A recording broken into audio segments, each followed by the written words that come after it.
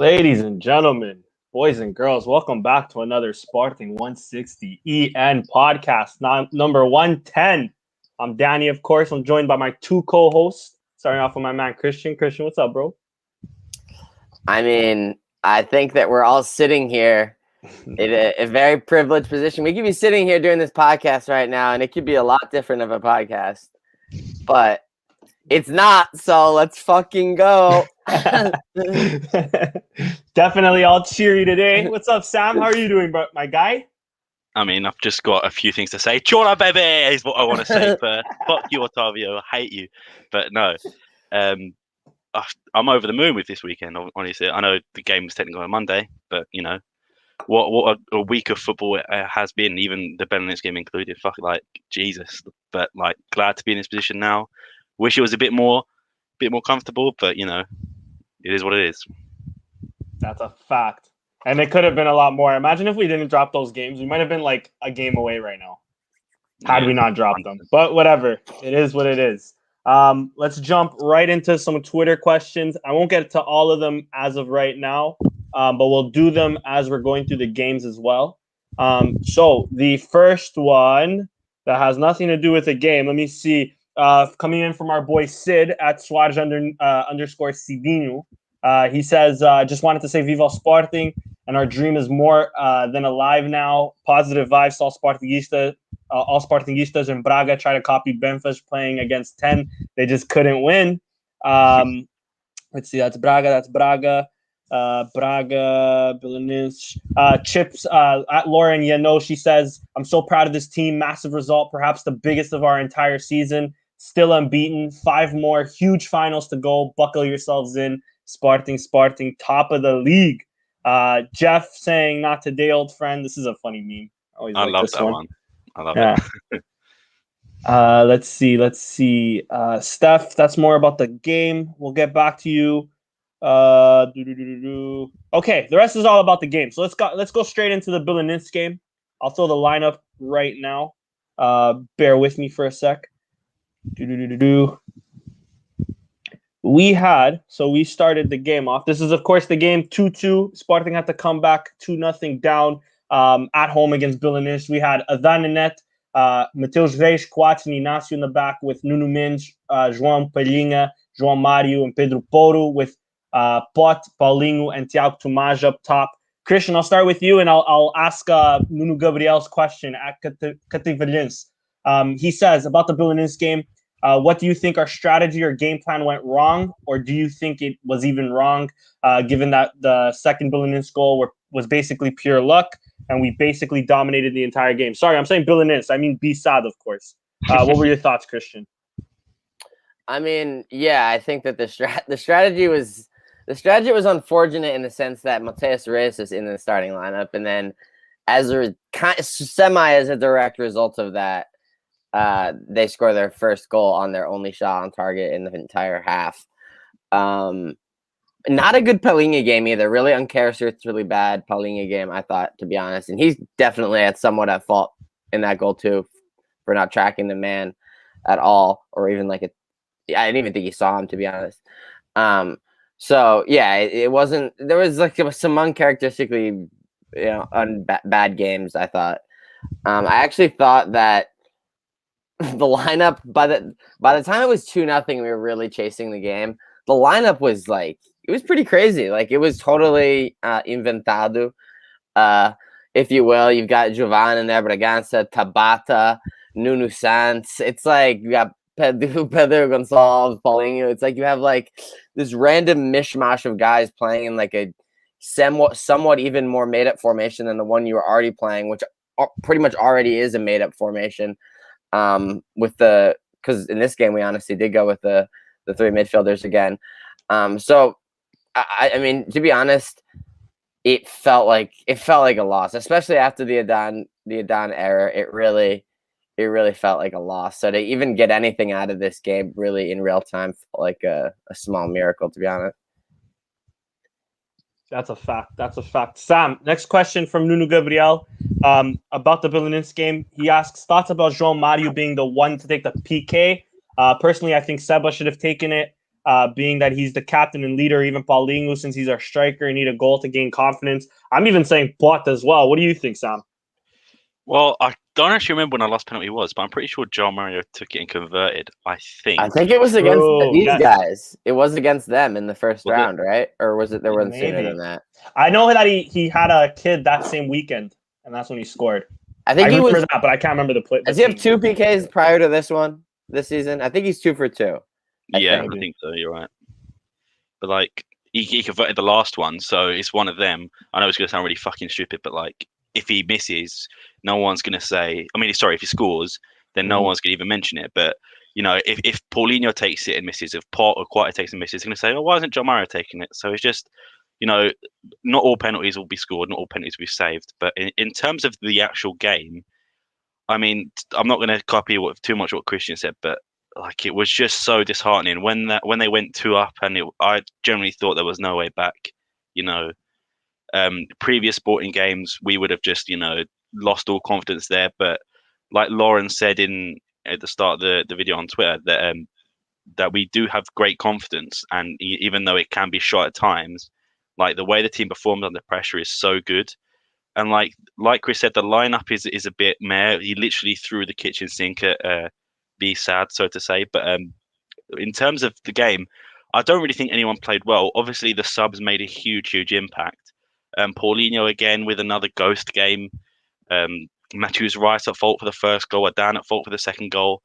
But in a way, I think most of these, like the goals we concede, it's almost better for us to be mistakes, because it's not like we're getting outplayed.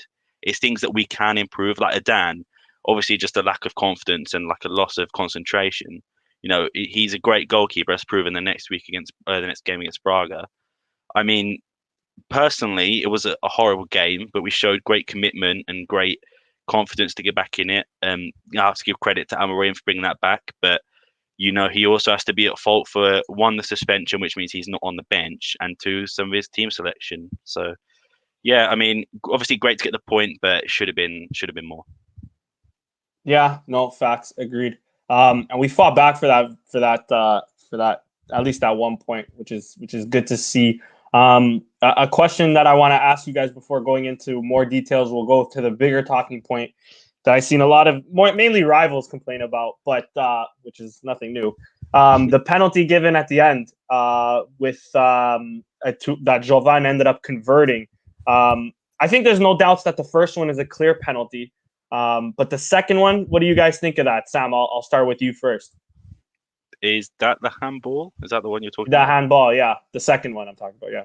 Yeah, well, I'll say that I think that is genuinely like called a lot in the Portuguese league. Like today with Pepe, I know he slid and sort of got the ball in his hand. He was given a free kick, but I mean, it's been called. For me, it was a penalty, but obviously that could be my bias aside. But I think in any game, I think they would have been given a penalty. And if it was Benfica playing that game or Porto playing that game, do you think they would say, no, it's not a penalty? It was, and at the end of the day, it was given, and rightly so. Facts. How about you, Christian?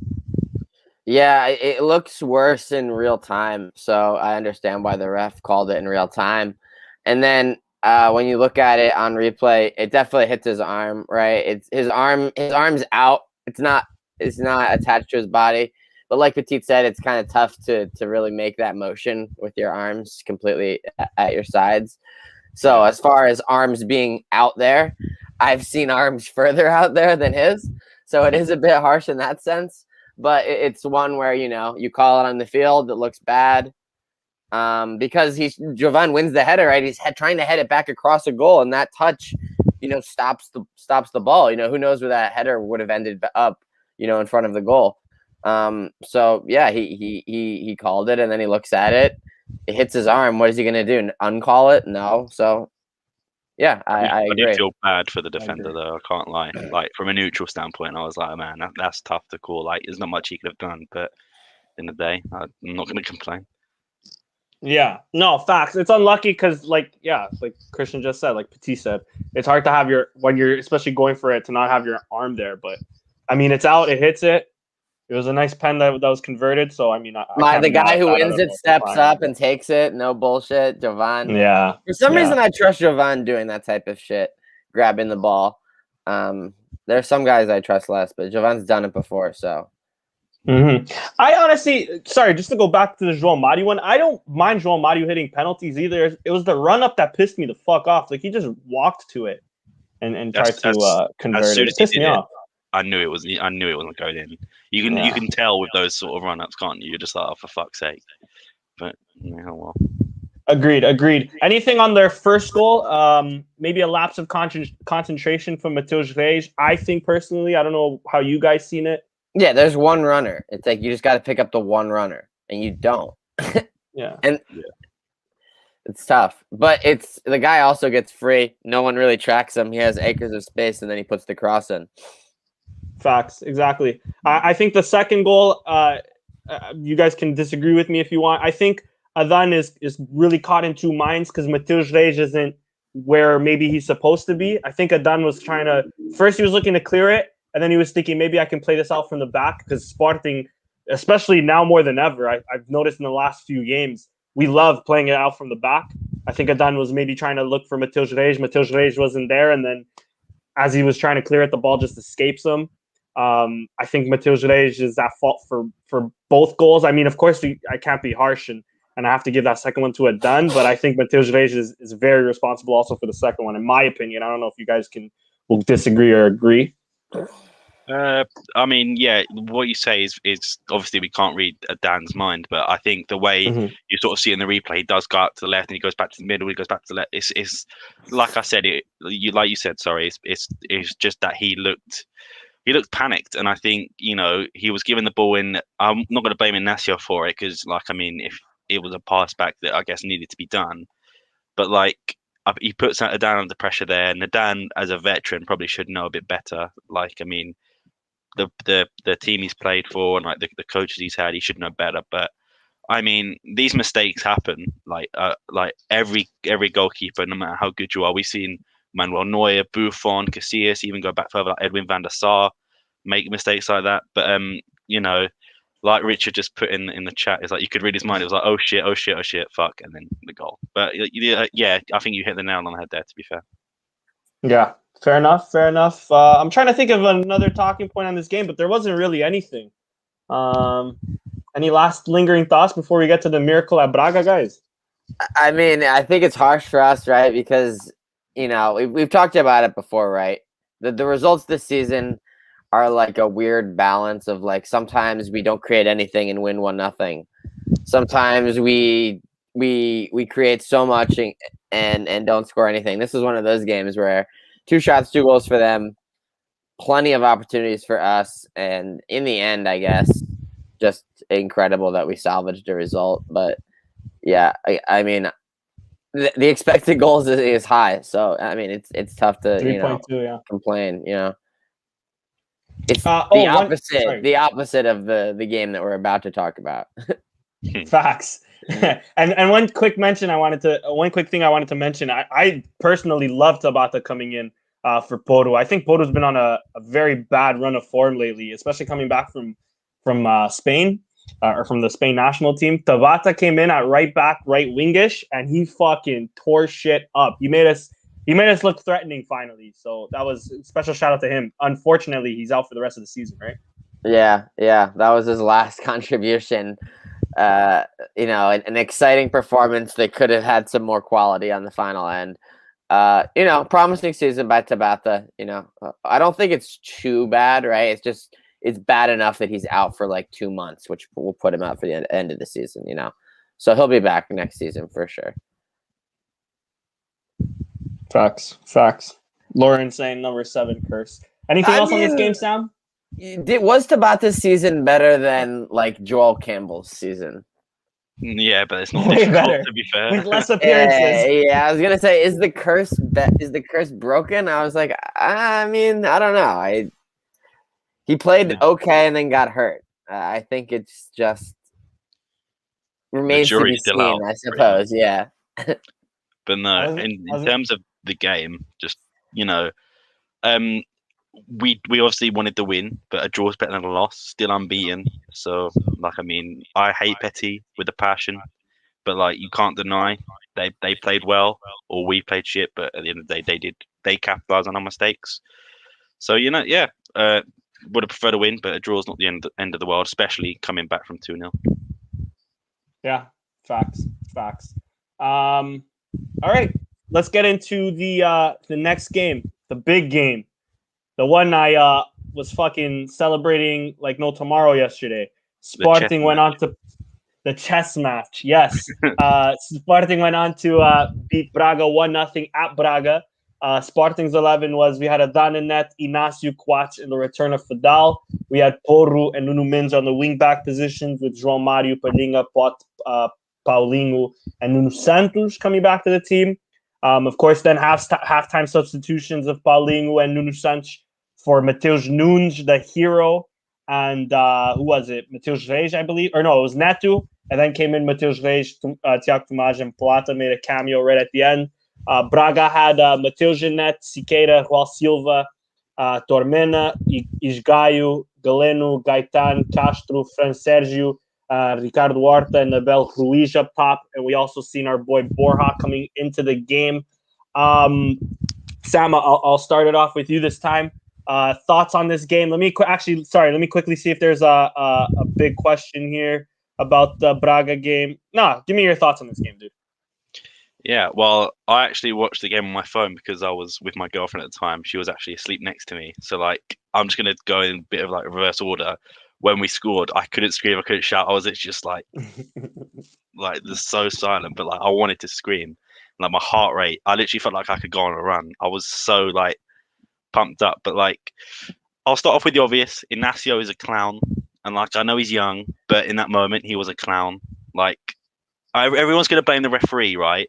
But if you stop 2 counterattacks, and they were counterattacks that could have led on to a goal scoring opportunity, then it's a yellow card by the rule. And like you could argue if a team in red or a team in blue would have got it, but it's the rule, it's fair. Inácio should have known better, but that's just being inexperienced and young.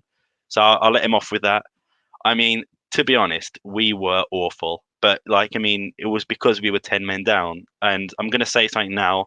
Tiago Tomás and Paulinho, I'm not throwing any blame their way. There is no way they could have had an impact on the game. And how much I dislike Tiago Tomás, but even when he come in, he didn't do much, but the stuff he did, he did well. Obviously, getting that foul was crucial. Whether it was a foul or not is obviously another story. But there are 3 main standouts in this game for me, and that's Adán, Coates, and Palhinha. Palhinha's tackle. Although there was that 2-foot one, which definitely scared me a bit. No foul, no yellow on that one. I fucking love it. Yeah, I like a proper Sunday league tackle. That's gonna happen every week. But it was. I think that they were all incredible, and again, it's the team coming from 10 men, and literally we were getting dominated left, right, and center, and then. That set piece, I don't know if they've trained with that or it's a common thing that they train with, but executed to perfection. And the goalkeeper is unlucky, yeah, but the way Mateus Nunes strikes that is just no chance for the keeper to score. But at the end of the day, I'm just going to say this man here was incredible, and we've said this at least 3 or 4 times, but that is 100% his best game he's ever had. Santa Clara he could put up there because obviously he scored the 2, but in terms of defensive performance, my God, if you showed that to someone, they'd think that Coates is one of the best in the world. So many blocks, so many tackles, just literally El Patron, the leader. That's what he was, and that's what we've needed from him for ages. And obviously there's still a long way to go, but for me, he's been the MVP of the whole campaign. There's no one on this team, obviously. You said Porro has been great, and Nuno has been great, but in terms of a leader, which these young kids have needed, I don't think there's anyone perfect for the role than Coates. And I'll tell you, if we win this title, there's no doubt in my mind that he becomes a sporting legend. Facts. Let me just quickly read off some stats. He got 9 clearances last night, 3 block shots, 5 interceptions, 5 ground duels won, 2 tackles, 53 touches. I mean, that first half, especially after Inácio left, it was basically him on his own leading that back line, and he kept us clean, he kept us safe. Christian, on that same regard, let me ask Jeffrey Aguiar's question. should Coates be in the running for player of the season? Any other Sporting players? Or any other Sporting players? For sure. I definitely think he will be. I mean, it's tough. It's always tough for guys who don't accumulate like traditional statistics to win awards like that. It's usually going to be goal scorers, like stuff like that.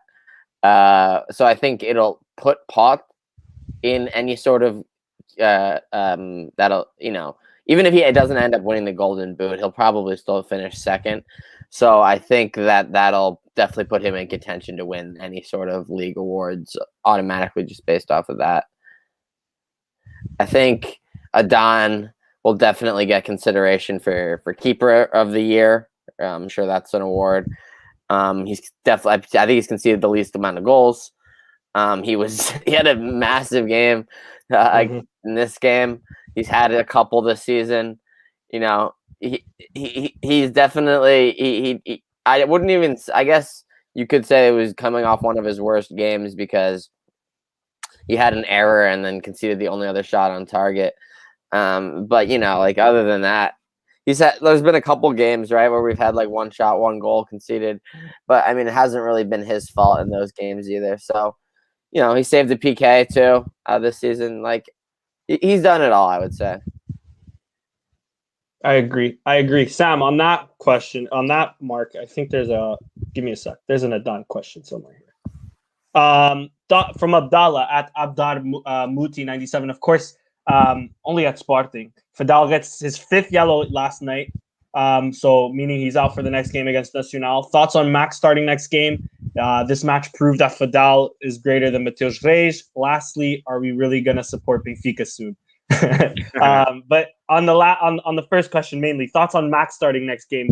Are you worried a little bit? Because like Christian was saying, and I 1,000% agree, he's been one of the most important players of the season this year.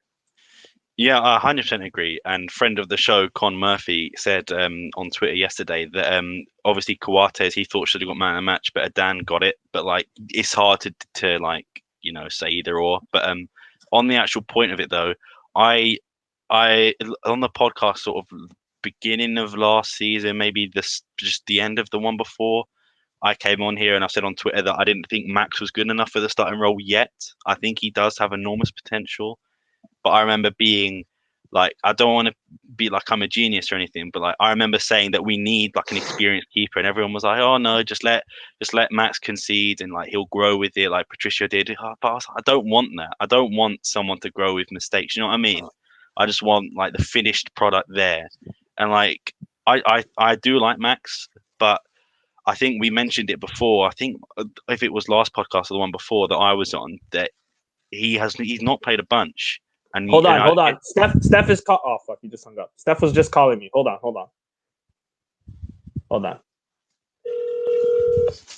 You doing the podcast, right? Yeah. Say what's up to the people, bro. Yeah, what's up, my people? I called you to tell you something funny. Okay, I'll call you later then. I thought you were trying to make a guest appearance. No, I will. There's no problem. But the thing is, I was watching the Portugal game. Okay. And when they scored the second goal, I turned off the TV. And now, just 2 seconds ago, I checked the Portuguese news, and the goal was disallowed, and they thought one. Anyway, talk to you later. All right, talk to you later, bro. Sorry, Sam, go ahead. You rage quit. Well, I've lost my point. I think. Sorry, bro, my bad. No, it's cool. I think I was saying that goalkeepers don't really need a lot of game time, but there is going to be like when he plays with his feet or like that sort of rust. I mean, it does worry me, but at the same time, I think Amorim knows what he's doing, and I think he'll prepare Max. I mean, we've got till Saturday. That's a lot of time to like sort of focus the training on Max. So. I mean, I support the kid, and obviously I am nervous, but I think he'll do well. Yeah, agreed. By the way, Nacional is coming off a good victory today against not looking totally horrible against Porto the game before. Yeah, true. And before that, taking some straight obliteration. So, catching an informed Nacional ? Well, Porto have got Manuel familiar count next as well. So, like, I mean, it's sort of the two against each other, really. Manuel Machado's at the wheel, boys. I'm nervous. And our next question comes in from Beatriz at the Bambi. She asks, "What do you think Mateus Nunes? Why do you think Mateus Nunes performs so well in high-stake games while somehow underperforming in easier games?" Christian, do you agree with that? And what are your thoughts on that? Wait, could you say that again? Yeah. Why do you think Mateus Nunes performs so well in high-stake games while somehow underperforming in easier games, quote unquote easier games? I mean, I wouldn't say that. I mean, I don't necessarily agree. Obviously, he's had the biggest goals in the biggest games. Mm-hmm. I would say this was, I mean, right place, right time, and then gets the benefit of Mateus unable to save our only shot on target. Benfica game, it's just kind of right place, right time, right? Because that's like a cross, and Vlaco Dimas kind of somewhat makes a meal of it and just like slaps it, and it just goes right to him, and he just heads it in. Yeah, I guess you could say he's a man for the moment, but I wouldn't necessarily say that his performance in this game was like anything incredible. I thought it was solid, it was good, but he obviously had the most important specific moment in the game. Yeah, but I don't necessarily agree that he, performs better in the bigger games. I think he just happens to have a couple crazy moments this season, and they happen to be in the big games. Just to interrupt quickly, I was just going to say, sorry to cut you off, Danny, but there was this stat on, I believe it was Goal Point. It was Mateus Nunes had, I think, 13 out of 15 of his possession-wise. He lost the ball, I think, 13. The other two was obviously was one pass in the goal. So the whole game, I think he lost possession 13 times despite being on the pitch for 20, 30 minutes. So, I mean, Chris hit it perfectly. Both goals, I mean, not taken away from him, but they were literally right place, right time. Like if like you said, if Vlachimilos doesn't stop it, then he's just standing there. But like I said, it might have been something they worked on in training with that free kick. But there it is. I think there that's it is. Yeah. Is that the, oh, sorry. Yeah. 11 out of 13. No? Yeah. I think that's right. Facts. No, facts. Oh, he has that clutch gene. That's all I was gonna say. Next question from Nuno Gabriel again about the Braga game. Do you think that Artur Soares Dias came in with a mission to do what he could to help us lose, or do you think that the double yellow was warranted because of these type of fouls? That's the perfect question, actually, because that's exactly what I was going to get into next. I just want to quickly say, though, I more importantly think that Inácio's kind of played out of position, especially seeing as he's very weak on his right foot, it seems. So when he has to play it out with the right foot, he fumbles it a few times. And I think Braga attacked that because of that, because it wasn't the first time that we've seen him sort of fuck up a pass and then Braga was kind of through on goal. I think his first yellow was because of that as well. So, I mean, I think personally, Inácio should be playing. I mean, Fadal's been doing great. I'm not mad at Fadal at all. So maybe he has to ride the bench for a little bit and Neto comes back in, or maybe give Quaresma some minutes. But I think more importantly, Inácio needs to be on that left-hand side. That's just my 2 cents. But yeah, on to Nunu's question, I'll ask both of you, but I'll start with Christian. Harsh yellows, especially that second one. What were your thoughts? I mean, at the time, it was just two fouls and 2 yellows right away. So yeah, here's the thing that I feel like not enough people are talking about is like exactly what went down. Like, so the foul happens, Artur Soares Dias doesn't do anything for at like 3 seconds. Some Braga players get around him and start yelling at him and saying yellow. Another like 5 to 10 seconds pass. He still doesn't do anything. And then he does this, that he's like, getting the VAR or something in his ear or something. And then after like a good 15 to 20, maybe almost 30 seconds even pass before he finally goes over to Inácio and gives him the second yellow. Yes, I think that we could say it's harsh. 2 fouls. 2 fouls. 2 yellows is harsh for anything really. You could argue that the second one, yes, it's a counter, but like Sporting's got like 6 guys behind him, right? There's honestly even no Braga players up there. He's going alone. He's looking to go down, right? It is somewhat harsh, right? So I agree with that. I do think it's harsh. But I just want to know what happened with Artur Suarez Diaz. Like, did he get VAR instruction to give a second yellow card? If so, I didn't know that was something that was happening now. So if they are doing that, then I think, I mean, as far as I know, that's not something that the VAR can intervene in. So I don't understand. I don't understand. Was he pressured by the Braga players? Did he just instinctively do this and there wasn't actually any communication? I don't know, but it was definitely a really weird, like 30 seconds. Facts. How about you, Sam? I disagree slightly. I think they were both deserved. I would maybe say that second yellow isn't given if the Braga players don't surround him, but for me, I think it's just it has to be just the way the play was going. But what I genuinely think that Artur Diaz had an all right game. To be fair, like there wasn't anything that I was complaining about too much. But like Chris said, I did see that, and part of me thought maybe it was him trying to like get the Braga players to shut up by like pretending to listen, or like maybe like some nervous tick to like press his ear. But I don't know. I know there is sort of the red card VAR check thing, but I don't know if that counts for second yellows or not. But there is no possible way that they could have been reviewing that for a straight red.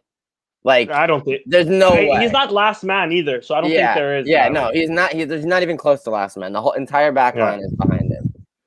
Yeah, but for me, I will say it's justified. I do think they're a tiny bit harsh, but in the circumstance, I think Inacio probably should have known better, especially like you said, there were so many men back there that I don't think we needed to worry. But I mean, like I said, inexperience, that will happen, but you know, I think it was justified. Yeah, I mean, the only thing I have to say about this ref was just, I think, I don't know about coming in with a plan per se. I'm not going to be that guy. But when you're handing out cards like that at the end of the game, like they were fucking Christmas cards to your relatives, like, Beam, you get a yellow, you get a yellow, you get a red. My neighbor that I used to live by 10 years ago, you get a card. That's what I'm saying, bro. We're doing the Sporting podcast, we get a yellow. Like, you know what I mean? Like, it's I don't know. It's kind of ridiculous to me. And then especially when that same game, not that game. It was, I think it was that game, actually. Now I'm forgetting. There was a game where he goes to the bench and he tells him to relax. I know the Porto game, the referee that did that one was telling him simply, hey, relax. Instead of if it was Sporting, it would have been throwing out yellows. But no, he said go back. Like you have to be back like 10 feet or something. Like he was like, okay, man. Exactly. Ridiculous. And we'll see what this red card to Conceição gets, if it's not 15 games or 15 days or not.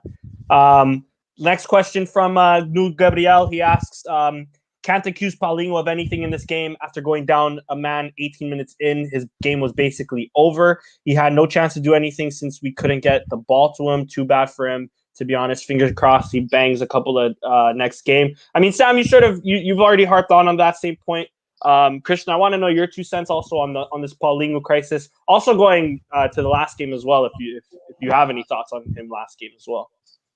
Yeah, I think that the Paulinho crisis is real, and I also agree with Sam that it's a tough game for him. Obviously, it's a tough game for anyone, but he didn't really do himself any favors with the 6 out of 6 aerial duels that he lost all of. You know, come on, you know, help us out, win a header every now and again, so we can relieve some pressure.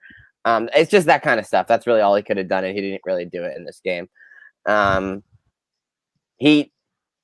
will say this. I didn't see a single other person talk about this. I also could have not just seen it on Twitter or whatever. Someone could have said it.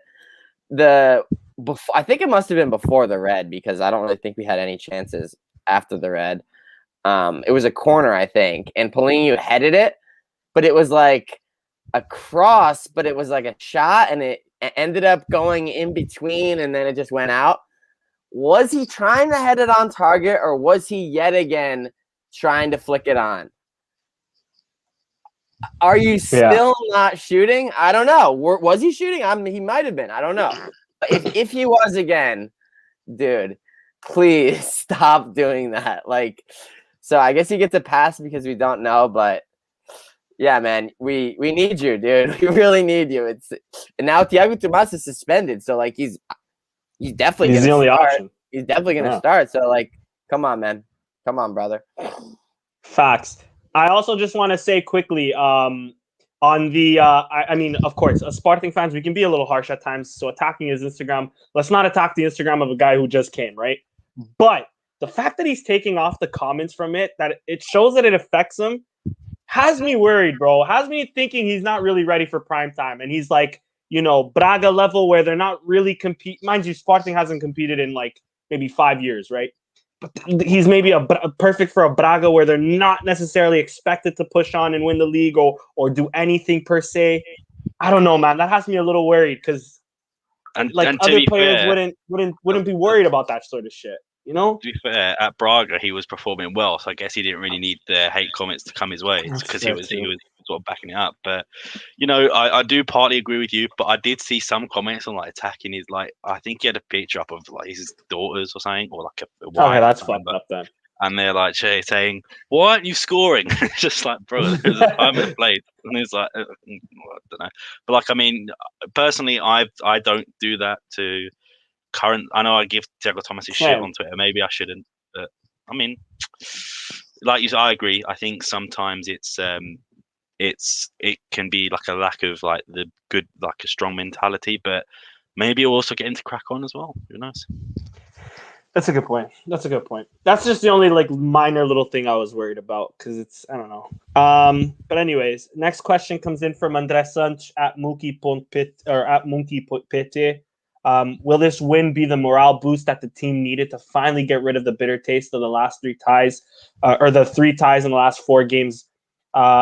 Which upcoming game /match /opponent are you more concerned with? Sam, I'll give that one to you, bro. Yeah, well, I tweeted about it that I think literally every single one of them games is going to be so difficult. Every single team, bar Benfica, are in a relegation battle and need points. Even Benfica, they need that. If they want to try and overtake Porto to get automatic qualification, they need to win.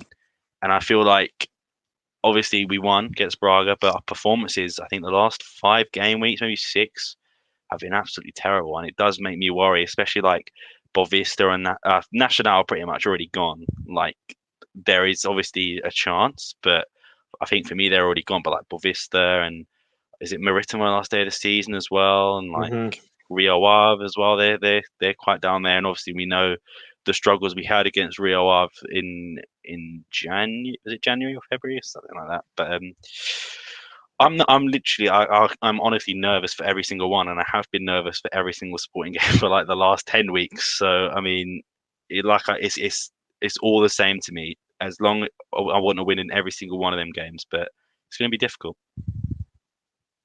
Facts. I'm honestly, my worry too is if we drop points and have to go to we receive them at home, but have to play Marítimo for the title.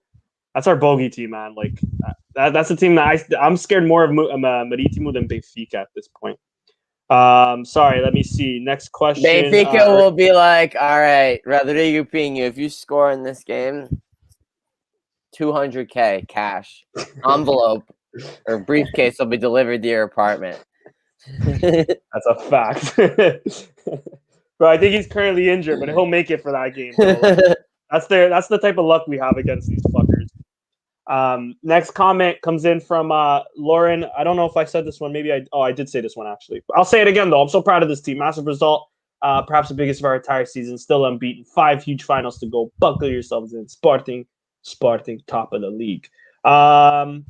Steph asked, last question, he asks, why were Sporting Braga players allowed to foul us and not see any yellows except for the obvious ones shown to AS and had no choice? Christian, I'll pass that one off to you, especially also, bonus question included, should have, I think it was Al Mustari or Fransergio. Now I can't remember who it was, but they kind of stomped on Pereira's leg. It was Fransergio. Do you think that's a red? I don't think it's a red. I think the freeze frame of that makes it look... Obviously, the freeze frame makes it look really, really bad. but if you watch it in real time, there's really not intention, and he doesn't get him so bad. For me, I think it's like a, it's a strong yellow, but I don't think it's a red. Agreed. You know what I think? Instead of a Super League, they need to introduce orange cards. That's what I think. Because that's an orange card. And then what? Something less than a yellow, so that you could get an orange and like a green, and that equals a red. Buddy, Fiorentino Perez, are you listening to this fucking podcast? Well, that's buddy? what you need. You need like and the way to get like a green is like a time wasting or palavrões, something that's like stupid. That's only a green card. It's like half of a yellow. You need four greens to get a red. But if you get an orange and you already have a green, though, you're off. You're out. I love that. I like that. Next question. Let me see. Steph asked, did Ignacio deserve the second yellow? I think we talked about that. He asks, give me 3 MVPs. Richard Neves followed up by saying Quach, Adan, and Nunes. Christian, I'll start with you, dude. Could you say that again? Sorry. Give him 3 MVPs. Steph's asking for 3 MVPs in this game. Okay. Obviously Coates, Adan, and then third, I'm gonna say I thought Nuno Mendes had a good game. Not his greatest, obviously, but I thought he was solid. He even adapted as left winger, not bad. How about you, Sam? I'd say Coates, Adan, and Palhinha. I do think Nuno Mendes had a good game, but in terms of like the defensively, I know sometimes he was a bit shaky, but I think Palhinha was immense. And just to point out, by the way, I completely forgot to mention it, but like, did you guys see the clip of Paulinho on the bench when he's like swearing at the Braga bench? I love that so much. He's one of us, boys. He's one of us. Facts. What did Pedro Gonçalves even actually get a yellow for? From the bench. He said on Instagram that he was celebrating something to do with Plata, I think. It's like, how do you give him Pedro Gonçalves a yellow but not give Paulinho a yellow? It's like, how are you deciding when you're booking the bench? It's so fucking random. It's so stupid. I don't get it.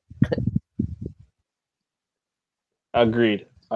But like I was saying, bro, he was handing out cards like it was fucking Christmas. But only like once we're in the last 5 here. I'm just gonna start going berserk. Like anything is a yellow now. So stupid. Facts. Listen, there's no more questions from Twitter. Shout out to everybody that sent in questions. We've got a lot today. That's why I try to mix them in with the talking points. I don't know if there's anything else you guys want to say about this game. I mean, it was a lot of a nothing game at the same time because we're just defending our fucking asses off. Just surviving. Yeah, facts. I'll put one last thing in, and like it's gonna sound stupid, but when Adan got that yellow card for time wasting, I was proud of him because like he knew what was gonna happen, but like he took one for the team. It might come to bite us in the ass. That wasn't even that bad. He tried to get Neto to take the goal kick to make it seem like it was Neto that was doing the time wasting and not him. Exactly. Come on, man. Come on. Do you think the ref is that fucking stupid, dude? He must have thought he was because he tried it. It obviously didn't work, but that's literally what he tried to do, to get Neto to get the yellow instead. Come on, man. You don't think Artur Suarez-Diaz knows you have 4 yellows? No, he knows, brother. He knows. Yeah, he knows. I'm surprised he didn't get it sooner because there was one where he was literally standing on there. And I'm like, bro, this guy's going to get a yellow now. And then the fact that he got it for the Neto one, that was hilarious to me. That's funny. Anything on the formation? I mean, especially after we made the subs, we were sort of playing with 4 at the back or like 6 at the back, really. Any thoughts on that? I mean, it worked, but shit house at its finest is what I'll call it. 5-4. It was like we were defending. It was literally 2 lines: a line of 5 and then a line of 4. And that was it. And like at times, Palhinha was often the furthest man forward. Yeah, that's true. Yeah, it was chasing balls down. Yeah, that's true. Yeah, I mean, nothing else to say about this game, man. Yeah, and then after the goal, like Philippe says here, that became a line of 6. So then it was a 6-3. 0-4-5 right there. Yeah, man. I don't know. Anything else to add on this game? 1 shot, 1 goal. Did you guys watch the Inside Sporting? Actually, that was fucking sick today. Yeah, that was the best one yet. So many fans. Yeah, along the route. Like, yeah, it's so good. What is that recorded on? Like, I'm just curious where the footage came from. Is it someone riding behind in a motorcycle or car maybe, and like out the window of a car behind the bus maybe? I'm not sure. Not sure either. Maybe it might be in like a car. Yeah. Brian asking if we've seen the little head nods from Porto and Mateus. That was sick. I seen it at the game. Watching the game, you see it Porto doing it live. I didn't see Mateus actually give me one of these, which is pretty sick. Yeah, man. Man of the match. If you guys want to give a man of the match, I think we're all gonna agree though. Quatch for me. How about you, Sam? Quatch for me. 100%. What a man. I'll mix it up and give it to a Dan because honestly, the save off the header where he flicks it over the crossbar is maybe his best save of the season. To be honest. Oh yeah, fair. I don't know how he saved that. Facts. I agree. Unfortunately, honestly, I'm gonna come out and say this. I wanted to watch it on my TV, so I had to find a stream, and I was trying to find a stream that was closest to real time, and the one that ended up getting this week was a Goal TV English one. So I know we gave our guy shit. He had a better game again in the Braga Sporting game. The Latino guy. He had a better on a number rating. Honestly, I've seen him put in like 1s and 2s before out of 10s. So this was like a 5. So like I was pleasantly I didn't mute it. Like I was prepared oh maybe I guess I'll have to just watch this on mute. But like it didn't get to that point. So honestly, credit to him, it wasn't abysmal. But on that play, he was ready to start doing his goal freak out because it really looked like it was about to be just headed in, Miracles. I remember finding a stream for, I think it was Porto Belenenses when Nanu got knocked out from the goalkeeper. And the guy fully, when he made the catch, he goes, boom! Crazy. I was so, every time a slow motion replay, like, boom! Boom! I was like, for fuck's sake. I can't believe it. That made me laugh so much. But obviously, bad situation, but my god, that cracked me up. That was funny. He gets an average match rating of 1.6. Seriously.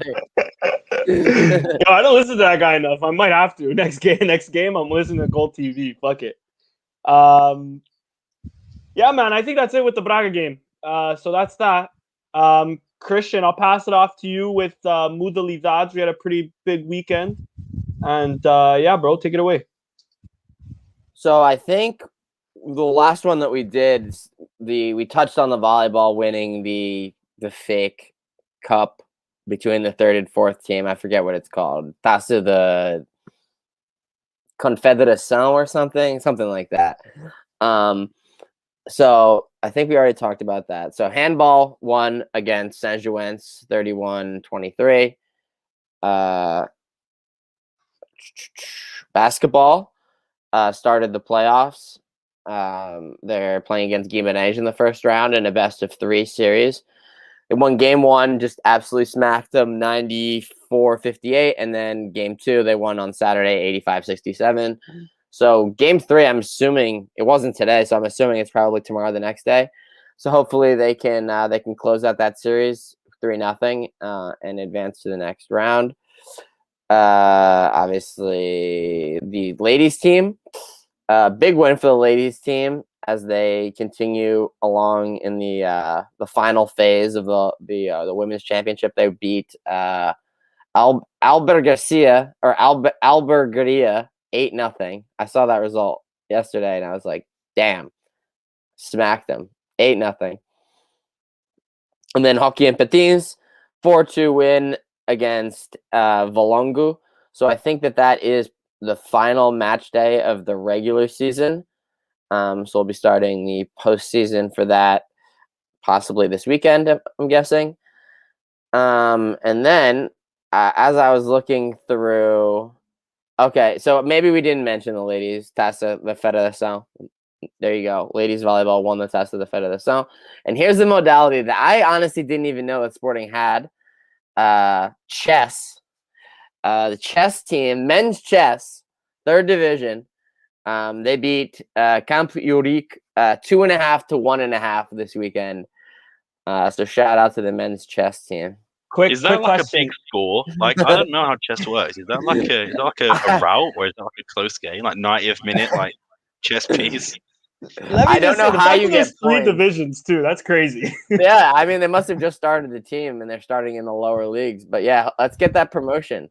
We gotta check the table, see if they're in the promotion hunt. I wonder if Varandas was inspired by watching Queen's Gambit just recently. Maybe that's what it was. Shout out my guy.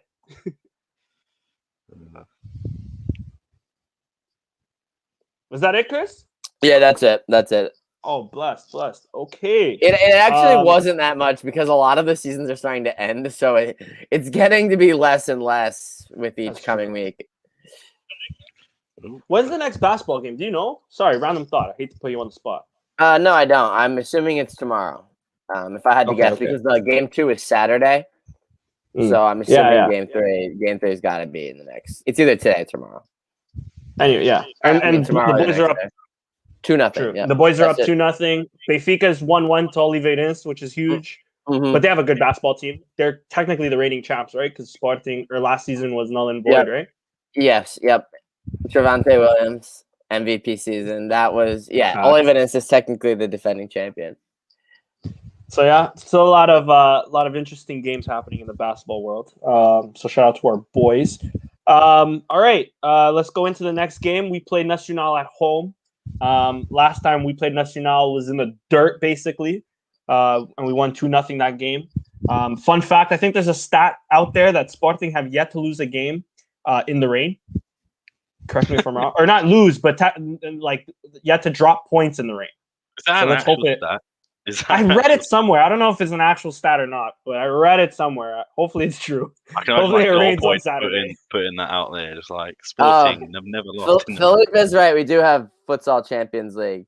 Not Final Four, the one before that. So I think it's the quarterfinal. So if we win this, then we'll be back. Or it's 2 legs, but then we'll be back. Actually, no, it's not 2 legs. I don't think anymore because COVID un-2-legged it. Yeah, and we are playing like the Russian Communist Party like team. That's pretty cool. Sick. Where are they based off? You know? I think Soviet? I think it's St. Petersburg, but I could be wrong. Oh shit. Okay. Philippe, you gotta tell us if it's 2 legs or not, but I don't think it is. Yeah. Yeah, Philippe. Give us a little update, bro. But anyways, game against Nacional. We're missing a few players. We're missing Adan. We're missing Tiago Tomás. And we're missing somebody else that I can't remember now. Well, obviously Inácio from the red card. And is that it? Are we just missing those 3? Yep. That's it, yeah. That's it. Anyways, let me just quickly go on to a question here. Where is it? It was from Brandon Almeida on this game. Thoughts on João Mário out of the 11? Sam, would you want to see João Mário out of the 11 for maybe a Bragança against Nacional at home? Oh, it's a tough one because I do love Bragança. I do love João Mário, but like it's easy. It would be easy to say if it's not broke, don't fix it. But it is a bit broken at the moment, so it's like. But I don't know if that's the right play, just because of the like we say it, the experience and stuff. I mean, it's worth a go, but personally, I would prefer. I don't think he should be taken out of the team for a missed penalty, especially obviously. I mean, he scored the last one, and then the game against Braga was just a fucking piss take anyway. So I think he should still be there for me personally. True. How about you, Christian? Do you share the same sentiment? Yeah. I'd agree too. I think it'd be harsh to take him off. I'm interested to see if Amorim's going to go with a 3 midfielder again and sort of bench Nuno Santos, but we'll see on that. Amorim is of course back, as everybody's mentioning. Finally served his 15-day suspension. But anyways, let's go through. Sorry, How long is it going to take for Amorim to get a red card? I literally think it's going to be the next 2 games. He's going to get suspended. Next game. Nacional's going to do something against him. Brian saying JM did nothing for us last game. But anyways, yeah, thoughts on this Nacional game. Like I mentioned, they did just beat Guimarães 1-0. Though Guimarães this season hasn't been the team that we've been used to. They've been able to, Paços Ferreira have been dropping points like no tomorrow in the last 4 or 5 games, and even still, Guimarães is still another, I believe, 6-7 points away. So, can we take a lot from that result today from the 1-0 win? Should we be worried? I don't think Pedro Mendes could play it, and he did score for them today. Christian, your thoughts on that? Yeah, I'm not too worried about Pedro Mendes, to be honest. He did score a nice goal today, though. Yeah, they are. Guimarães is in a skid. It is unfortunate that Nacional is actually getting their first result in so long, the game before they play us. But I am not that worried. I think we'll comfortably win 2-0, which is 1-0 is the normal, so comfortable is 2-0. But they'll defend with 11 men, and it'll be difficult. It might even be 1-0. I wouldn't put it past us. How about you, Sam? Well, it's a good thing it's at home. We're not playing in the swamp on that pitch anymore, because that was literally. I know, it's like a pinpoint of like everyone with like the muddy shirts, but that was the most like boring game of football. Like no one could like pass the ball, like dribble the ball. So it'll be good to actually see us play properly against Nacional. But I don't feel confident in keeping like the 3-0. So I'm just gonna go or like 2-0. So I'm just gonna say 1-0 again, probably. Give me a Paulinho goal. Yeah, I've been saying that for like the last 8 podcasts. By the way, it's coming true. Can I also just say on Twitter, I see a lot of o Paulinho vai calar a gente hoje. Like he's gonna silence the haters today, and I've been saying that for the last 5 fucking weeks, and he's yet to fucking do it. But keep that fucking momentum going. Let's do it, boys. The haters have not been silenced at all. I want to quickly just on Lauren's question, and then I'll get to Garrick. Sorry. Thoughts on Pedro Marques? I think there was a stat that I pulled up. He has more, what was it, like shot creations or chances? Give me a second, I'll pull it up. Than Tiago Tomás this season with less games. Ultrapassou hoje o número de golos marcados. Sorry, so he scored more goals. He has 4 goals and 1 assist in the league off 12 games, 702 minutes. Whereas Tiago Tomás has 3 goals, 1 assist, 29 games, 1,479 minutes. Of course, different realities as Tiago Tomás might depend more on others. But is there a world where we see Pedro Marques back next season and actually playing for us? Or is this, did he get his chance, really? Sam, I'll pass it off to you, the biggest Tiago Tomás hater on planet Earth. Just kidding. Not wrong, probably. But I know Richard Neves is a part of the club as well. So, yeah. Facts. But like I said, I think looking at it, right, so he's obviously balling out at Gil Vicente, but I think he needed to go there. I don't think it would have served him well just sitting in the B team and hoping to either overtake Tiago Tomás or Paulinho. I don't think that would happen. So I think it sort of like needs to, does need to happen. But for me, I definitely see him I don't see him getting a chance just because I feel like Varandas is probably going to take, like, if we get a good bid for him, just to let him go. But like, I would love to see it. Like, I love players from our academy coming up. I know I'm not the biggest Tiago Tomás fan, but it's always nice to see someone from our academy instead of buying like shit players from like Estoril for like 750,000. Giving no names, of course, but yeah, I mean, I would like to see him, but I'm doubtful. I don't think he's back, and if he is back, he's in a limited role, sort of the third or second backup striker, probably. I'm honestly sort of leaning. I don't want to loan out Tete, but there's a world where I see both of them in the squad next season. I see March getting a lot more minutes than Tete. I'm surprised this season it hasn't happened, but maybe Tete just gives more energy, more he pounces at the ball more. I don't know, but I liked March, and especially these last few games with Gil Vicente, I've been really, really impressed. And today he fucking almost lost the leg just scoring that fucking goal. Like, I don't know if you guys seen that goal or not for this. Yeah, man. Christian, I don't know if you have anything to add on that. Yeah, What we did do. Yeah. I think that they can. I think that he can be in the squad. He fits in the squad, right? Like, I don't care if you just include another striker in the squad. If you include Luis Felipe in the squad, I don't care. Like, I don't like throw him in there. And if he doesn't get also it's like with these guys, you're playing with house money. Like, they're not like they don't need playing time, like requirements. You're not signing them from somewhere else. Like, just the fact that they're even in the first team is like that's like what their entire dream was. Like, so at least for now, right? But they're both so young though. It's like I don't think you need to loan one or keep one. Like, I think they both could be in the squad unless we sign other strikers. I was just about to say, I don't see us not signing another striker because I think that's been our worst position in terms of like depth. I know we obviously got rid of Marquez and Pedro Mendes, but in terms of like a star striker, Mendes is never gonna play here. There's no way. No, I mean, and even Marks, he might not ever play here. I think we've got to sign someone else, or not. Well, he has. Andre Marks has played here, right? He's played in that cup game against the third division team and scored. Pedro Mendes scored in the Europa League once, didn't he? Because he wasn't registered for on his debut. And everyone thought he was going to be really good, and then like a few games later, he was fucking shit. I think we won 3-0 that game. If I'm not mistaken. We actually lost 3-2.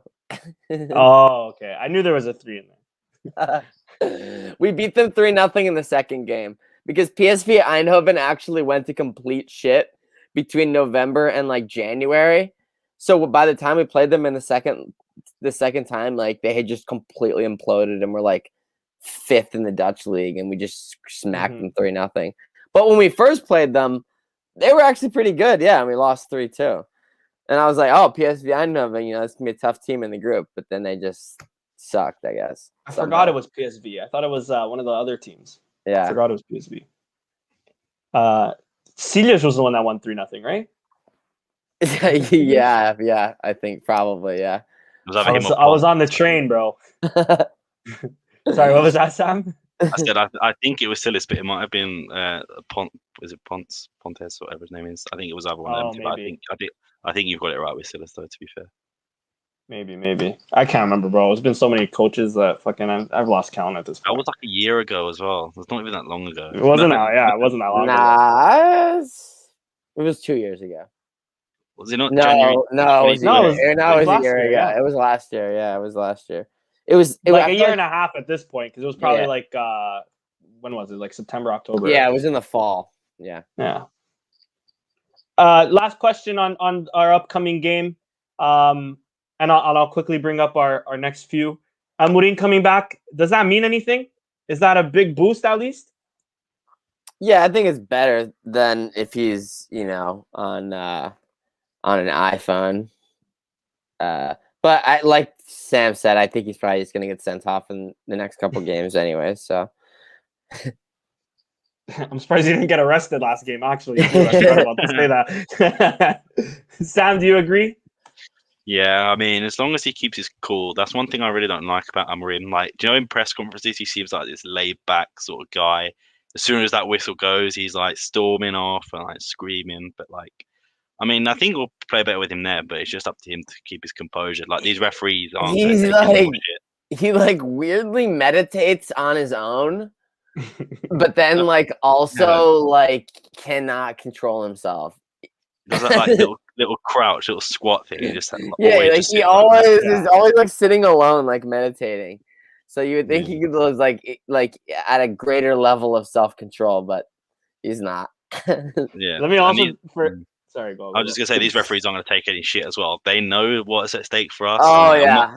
I'm not trying to be like it's all against Sporting, but like if he gets one word out of line or like he looks at someone funny, bro, he's going straight to the stands, 100%. Facts. The only thing I was going to say with Amorim is I'm surprised for a player who suffered so many knee injuries. I'm surprised he's always like fucking crouching down like that. Because I have one bad knee from an ACL injury, and every time I get up from like crouching, it's like I hear it cracking. So I can only imagine how he's fucking doing. So with mine, there you go. Let me quickly go through our next games, and I'll ask you a question that I don't know if I was seeing it here or I seen it randomly on Twitter. I think Lauren might have asked me. But okay, of course, our next game is at home against Nacional. Then we go away to Rio Ave. Then we play Boa Vista at home. All like Sam said, all relegation candidates. Then we play Benfica at Benfica Stadium, and we receive Marítimo at home for the last game of the season. My question, or I think it was Lauren's question, would you guys prefer the Guard of Honor at the Stadio de Luz or winning the league at the Stadio de Luz? Knock on wood that it's even possible to happen. So I don't want to get too ahead of ourselves. Bro, this question gives me bad vibes. I don't want to answer okay, it. fuck this question. My bad. I feel like if I answer it, we're all going to be clipped in like 2 weeks' time. I'll take the Guard of Honor. You're right. My bad. And I better see every last one of you out there. I better see Samaras, even if he's injured. I better see staff, medical staff, front office staff, janitors, stadium crew. I better see the entire club in that Guard of Honor. Facts. Facts. Anyways, that's our podcast for today. Another great one as always, boys, I'd say. Shout out to everybody in the chat. We had a fucking lively chat today. It was constantly going off. I'm not gonna say any names because I'll miss a bunch because this can only go up so much. I'll keep sharing a few. Of course, follow us on Twitter at Sporting160EN _EN. Instagram, Facebook, Sporting160EN. YouTube, of course, Sporting160EN. TikTok coming soon. Spotify, SoundCloud, of course. If you can't watch the videos or watch us live, listen to us audio.